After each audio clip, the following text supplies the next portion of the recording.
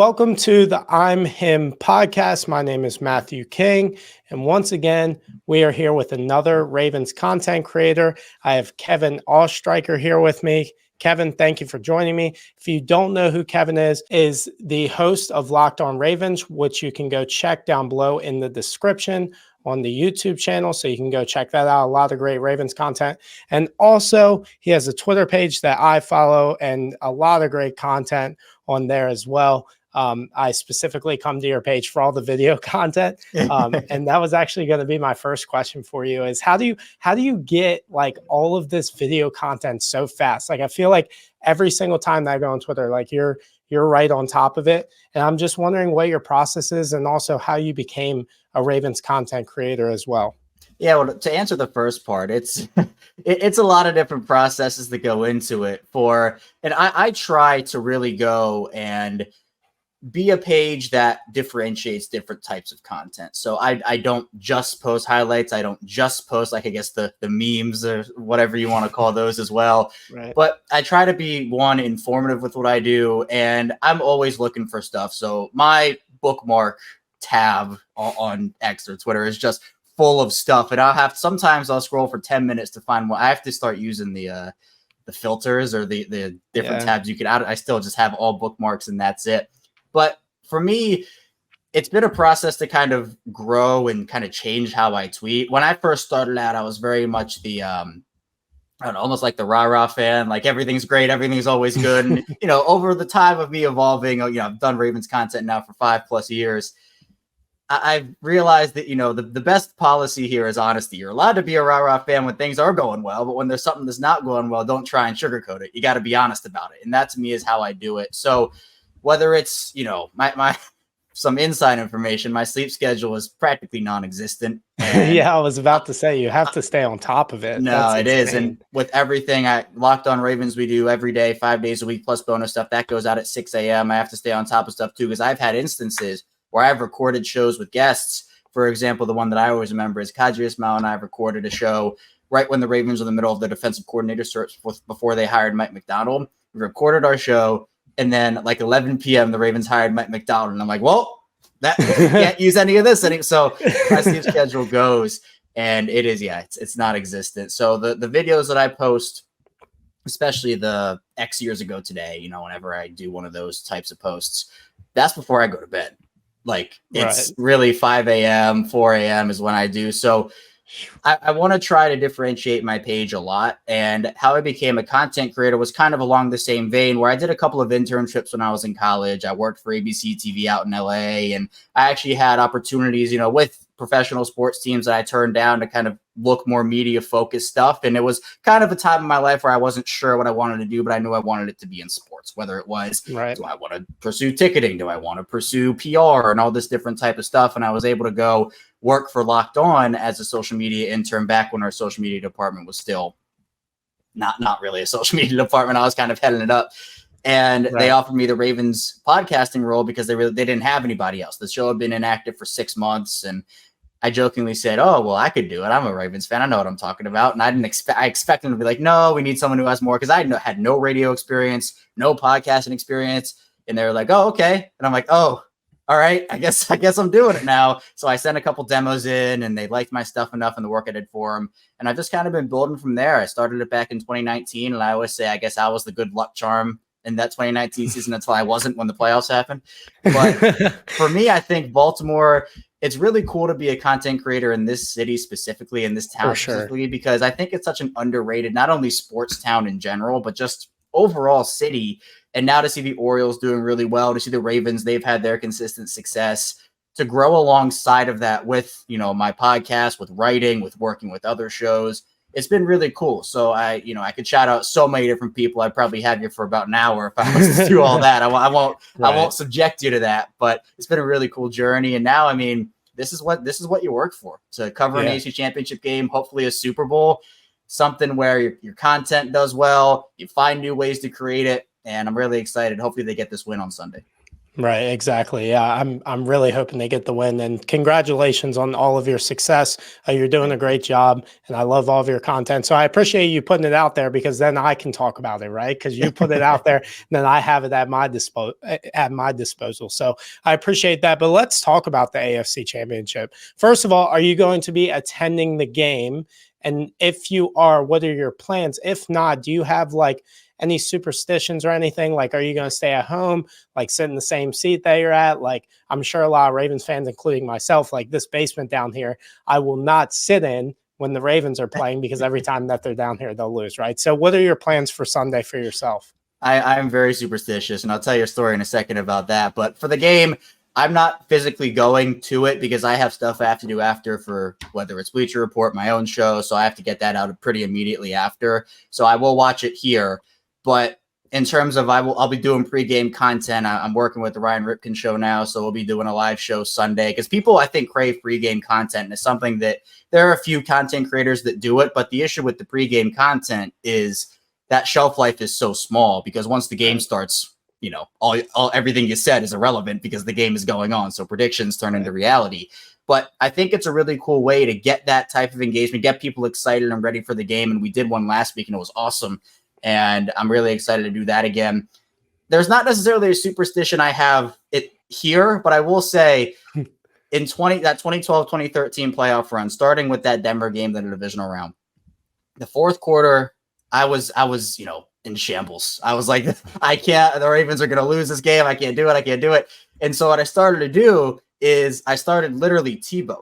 Like I would get on my knee and I would, put the hand up and I would Tebow and I did it for literally the entire fourth quarter and overtime. Well, obviously watching the game and everything, but I was on my knee and I had my friends over that year and my dad, he was watching in the basement with his, and there was a delay on the two TVs we were watching on. And so we heard them scream when the Mile High Miracle happened.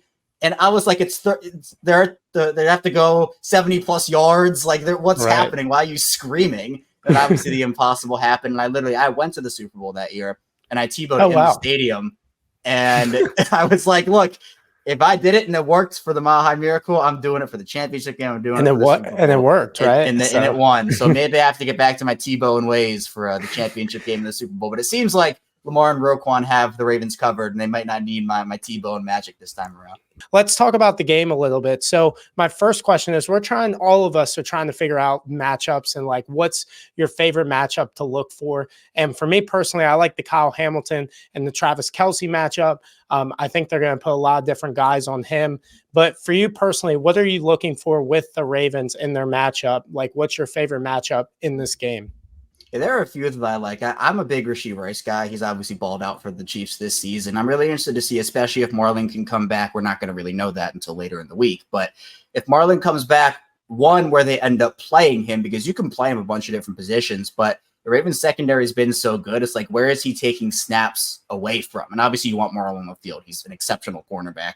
But does that mean Arthur Millette doesn't play as much in the slot? Does it mean that you take a guy like Ronald Darby off the field, has been playing great? So there's not really a lose-lose there, but does Marlon travel with Rashee Rice? Because it's almost like with the Nico Collins situation in Houston, where Nico Collins was their only receiver in that divisional round game that really struck fear into my heart there, where Tank Dell was out and Noah Brown was out. So it was really only him. For the Chiefs, it's Rashee Rice and Travis Kelce, and I know Kelce hasn't really had the Travis Kelce year that everybody's been accustomed to, but guys like Justin Watson and Sky Moore and Kadarius Toney, Marquez Valdes-Scantling, they don't really strike fear in my heart. Tony's been a disaster. Like I think for me, Baltimore's secondary is so deep where if you put Hamilton on Kelce, like you said, and if let's just say Humphrey is on Rice, talking Brandon Stevens on Marquez Valdes-Scantling, that's a huge advantage for the Ravens. Geno Stone, Marcus Williams in the back end, who we know can make plays. So that's a key matchup that I'm watching in terms of players. Rice versus Humphrey if Humphrey plays, and Rice versus Stevens if he does not. Then in the running game, just for a general matchup of the Chiefs ground defense versus the Ravens ground game. The Chiefs ground defense has been pretty bad for most of the season. The Ravens have been a run team, really since Greg Roman, but they've been a run team this season. They top 3 in yards per attempt.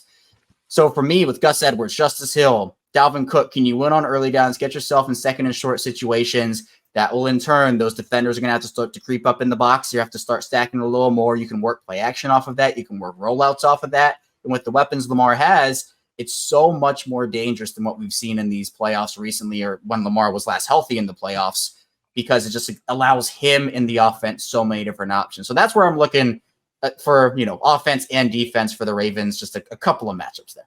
Right. Yeah, for sure. And one thing is Marlon Humphrey. So he was practicing today as we record this. I think it was in a limited fashion.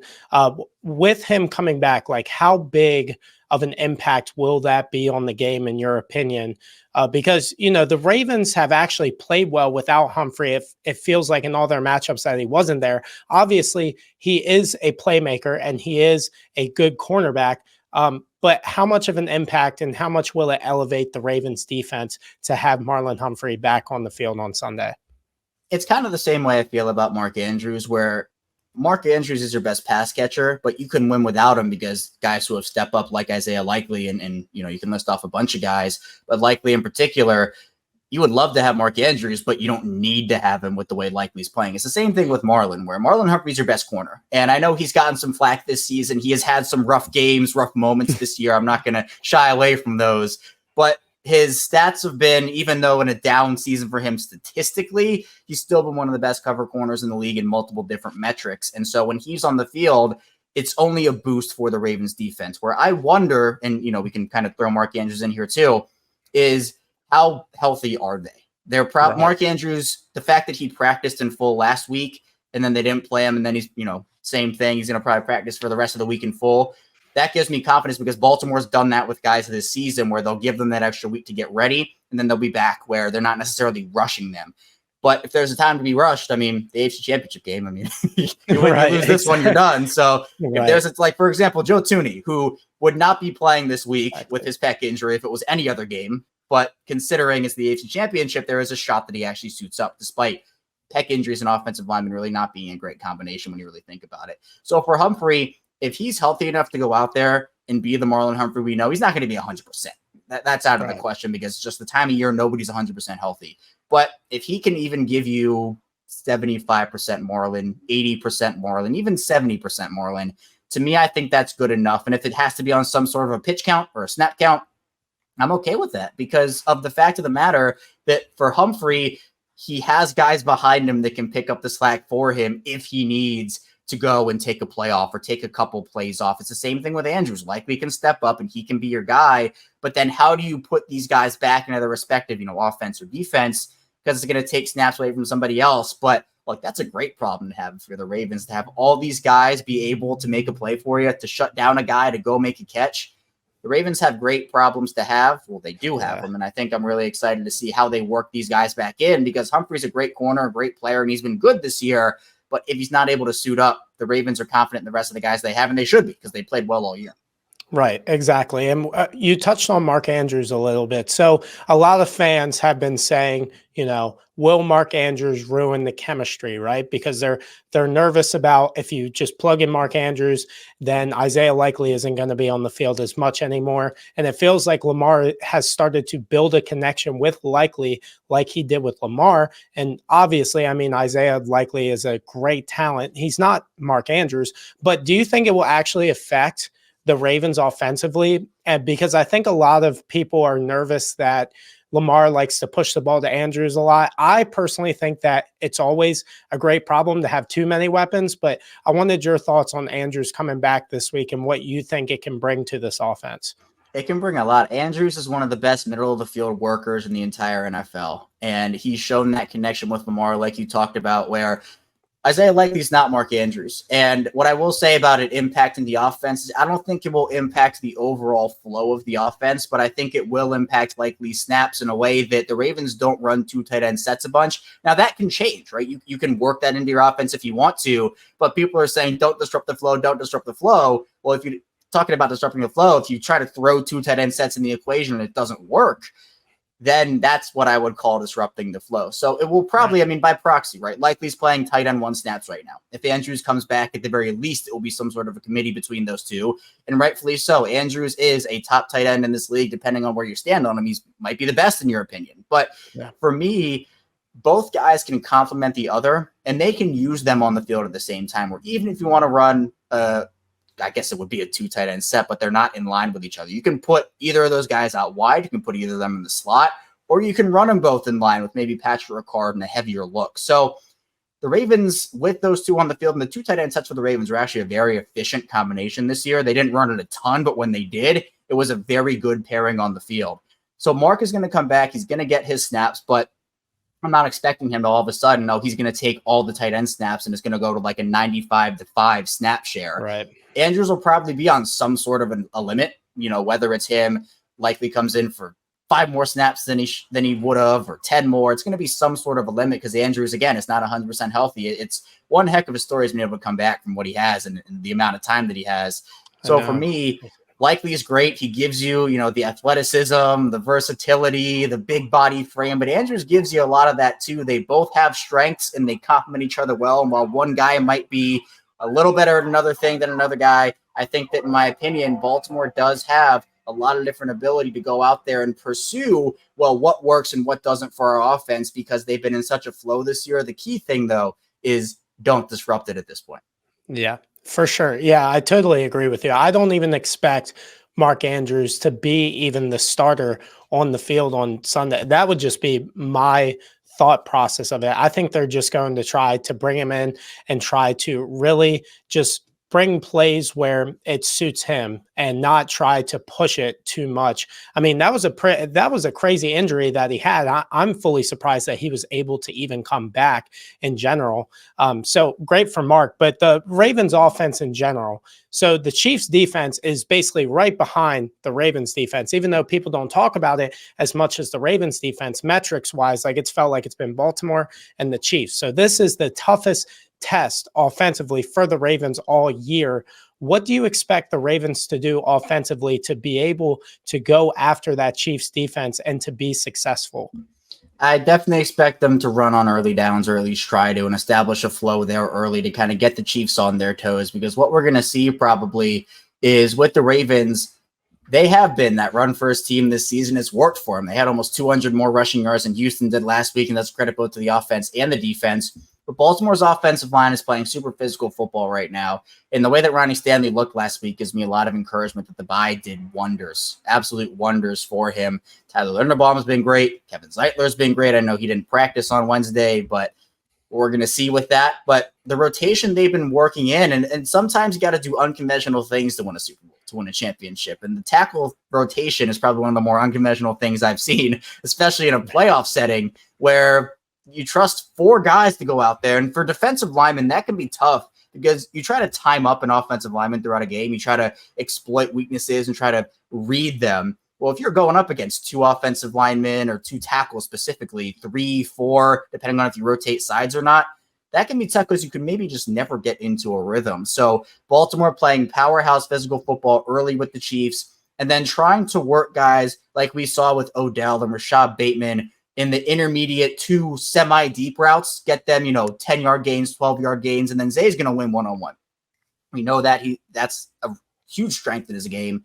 So if the Chiefs decide, let's say they do want to worry about Mark Andrews a bunch, or they want to send more attention on Isaiah Likely with maybe safety help over the top and a linebacker, that'll leave Zay one-on-one. It'll leave Odell one-on-one. And what I say about the receiving trio of Zay, Odell, and Rashad is that's probably, to me, the best wide receiver trio in the league in terms of route running. Those guys all just stop on a dime, movers. And Odell might not be, the route runner that he was early in his career, but he still has that burst and that speed to him. And if he gives you 1 or 2 big plays a game, I'm cool with that. I'm cool with that. So getting those guys involved early, and then also the unsung heroes. I mean, a guy like Nelson Aguilar catching a touchdown last week, you utilize him because if you try to defend Zay, Odell, Rashad, Mark Andrews, Isaiah Likely, worry about the running game, one guy's going to break free. And Nelson Aguilar, out of everybody I just listed, he'd be the guy that you're like, all right, we got to worry about all these other players. Let's go let Nelson Aguilar, if he beats us, he beats us. And guess what? He beat the Texans last week. So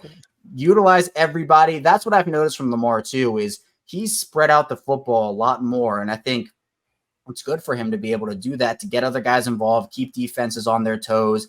And I would expect, we've seen these design runs and depending on how the Chiefs defend Lamar. We saw it with Houston where they decided not to spy him on some plays and Lamar took advantage and took the rushing lanes up the middle for 20 plus yards. They decided to spy him. That's another guy who you can leave in the short area, but when it comes to the intermediate and deep stuff, you can't have that spy unless he roams off. So They have so many different ways to attack you if you're a defense. And if I'm a defensive coordinator, just the threat of Lamar and the fact that if you do everything right on a play, you still might get gashed for a 15-yard gain. That would make me so frustrated. We've seen it over the course of Lamar's career. Jadeveon Clowney, who is now, I think he's very glad he's Lamar's teammate at this point. Yeah, Myles Garrett, all these guys. Even we saw it with John Grenard last week. He was giving Lamar props, and those two know each other, so it goes beyond that. But for me, just starting with Lamar, you start with that keeps you up, and then it's everything else where it's just like, it must be so overwhelming for any defensive coordinator to game plan for that offense.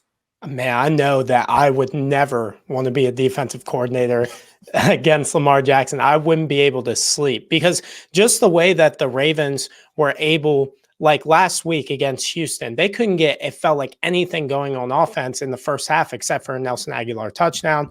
It felt like they just weren't on cue. And Todd Monken, credit to him, right? Like one of the problems with Greg Roman that people were frustrated about, and I don't hate Greg Roman. I think that he did as much as he could, right? But I think what elevates Todd Monken is that he was able to adjust and able to, you could tell that with Lamar getting blitz and with pressure in his face, like he was looking for the deep ball. It felt like they were trying to attack them deep in the entire first half. Then they switched and went to just check downs and quick throws, getting the ball out of Lamar's hands really fast. And Lamar was taking off when it was there, when rush lanes were open. It was just a masterclass from not only Lamar Jackson, but from Todd Monken to be able to just bring a different new style of offense in a half. So it felt like two different teams. But the defensive side with the Ravens, with them, there's going to be comparisons with this defense of being one of the best Baltimore Ravens defenses of all time. It won't top 2,000, but it might be that second best defense that we've ever seen from the Ravens. What do they have to do to stop one of the greatest quarterbacks of all time at this point and the best quarterback in the league in Patrick Mahomes?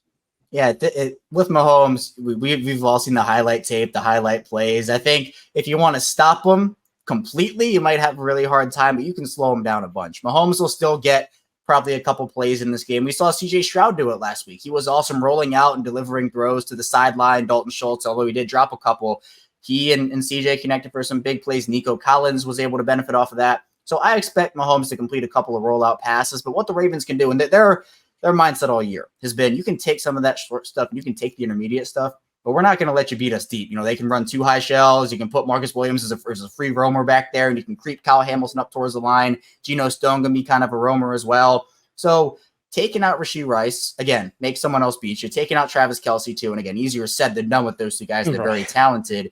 Yeah. But pressure. We saw last week against Houston. Houston's offensive line could do nothing against that Baltimore front, whether it was in the run game or as a pass rushing group.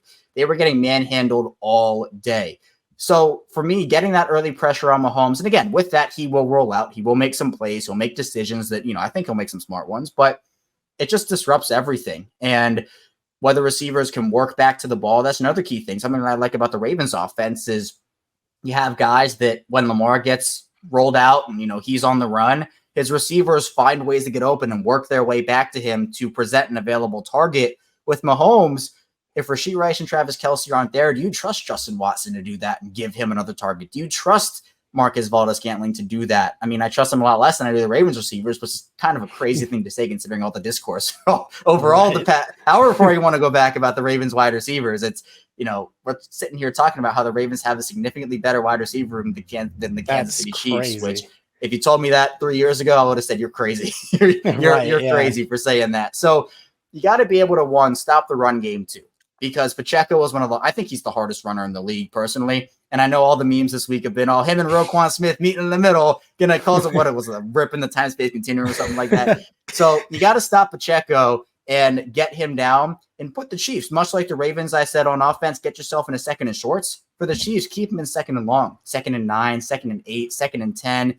And that will force the Chiefs. It's such a different play call from a 2nd and short to a 2nd and long. If the Chiefs have to hold the ball for a bunch and they're not efficient in there, if they work down the field, the Ravens have been a top red zone defense all season.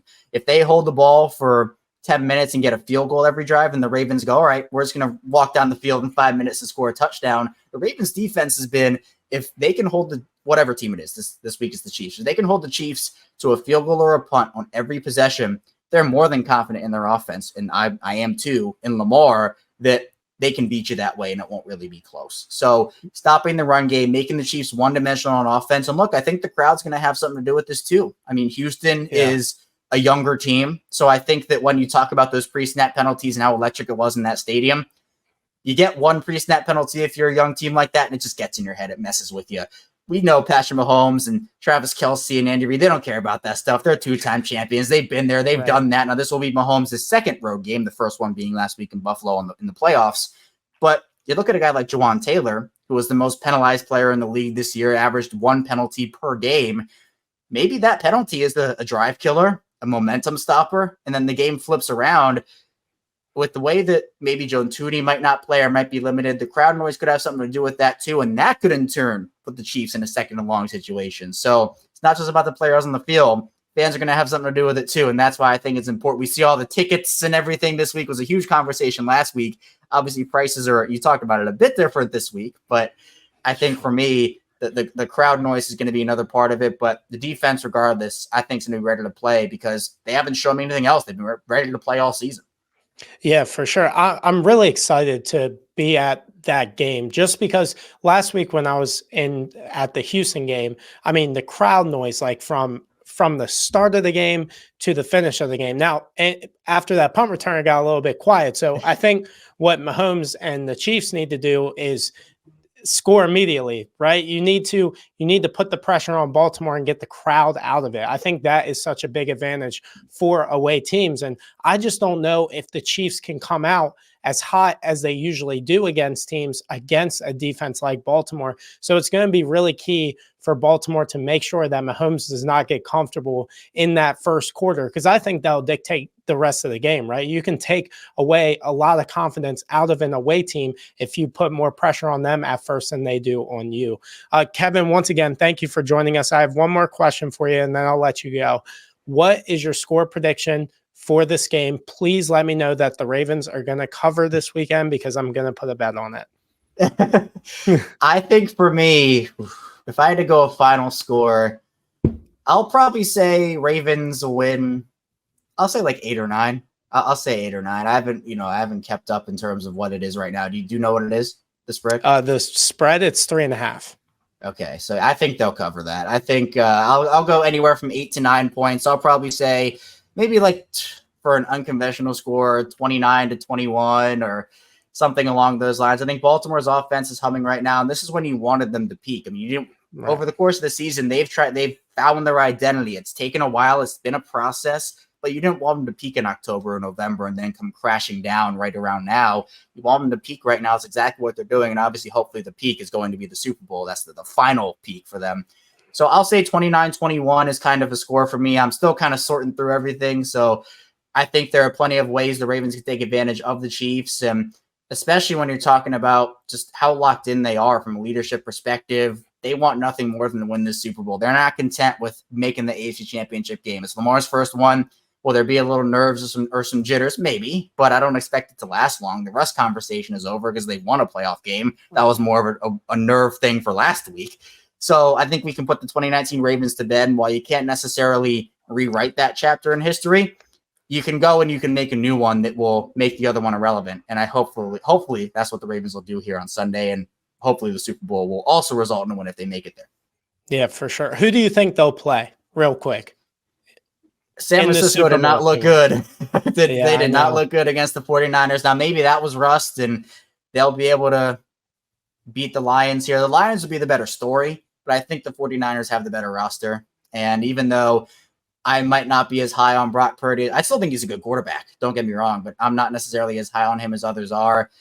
regardless, though, if you're the Ravens defense and you know you have Brock Purdy or Jared Goff waiting for it on the other side, as opposed to, you know, a Josh Allen in the AFC or a Mahomes, something like that, I'm feeling pretty good. So I think it'll be the 49ers who they end up playing, a rematch of Christmas, and obviously that Super Bowl matchup back in 2012, 2013. And I think it'd be a good game. I don't necessarily expect it to be the blowout the Christmas was, but with the way the Ravens are playing, anything is possible. So it could happen. Yeah, for sure. Kevin, thank you so much for joining me today. I truly appreciate it. I know this week is crazy. It's crazy for me. It's crazy for you. I hope that you get some sleep this week, and I hope that you enjoyed the game. Once again, go subscribe to Locked On Ravens. In the description down below, I will link it. So all you have to do is click it. You can watch all the video and content that Kevin's putting out this week. It's been awesome to keep up, a lot faster than how I can do this stuff. So props to you. And once again, for us, just all you have to do is go down and hit the subscribe button. Kevin, I will let you go. Thank you very much. And I hope you have a great rest of your week, and go Ravens. Go Ravens. Thanks so much. They know that I'm him, all of this time in the gym. Shots don't never touch the rim. They know that I'm him, got the defense overwhelmed. They know highlights of them. They know that I'm him. Don't believe me, check the film. Ayy, any court in any field. Ayy, yeah, I'm Hall of Fame for real. They know that I'm him, all of this time in the gym. Shots don't never touch the rim.